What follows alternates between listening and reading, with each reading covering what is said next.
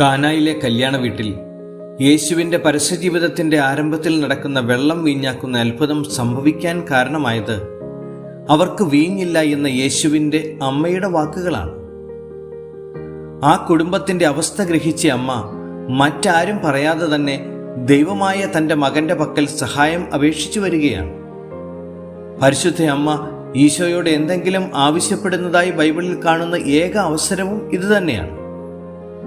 തനിക്കു വേണ്ടി യാതൊന്നും ചോദിക്കാത്ത അമ്മ മറ്റുള്ളവരുടെ വേദനയിൽ മനസ്സലിഞ്ഞ് അവർക്കു വേണ്ടി തൻ്റെ പുത്രന്റെ സന്നിധിയിൽ മധ്യസ്ഥം അപേക്ഷിച്ചു. പരിശുദ്ധ അമ്മയുടെ സാന്നിധ്യമുണ്ടായിരുന്ന കാനായിലെ ആ വീട്ടിലെ ഒരാവശ്യം തൻ്റെ സ്വന്തം ആവശ്യമായി കണ്ട് അവർ ചോദിക്കാതെ തന്നെ അമ്മ നടത്തിക്കൊടുത്തു. അമ്മ മേരിയെ പോലെ നമ്മുടെ ജീവിതത്തിലെ ഇല്ലായ്മകളെയും വല്ലായ്മകളെയും ഇത്രയും മനസ്സിലാക്കാൻ പോകുന്ന മറ്റൊരു മധ്യസ്ഥയും നമുക്ക് നൽകപ്പെട്ടിട്ടില്ല.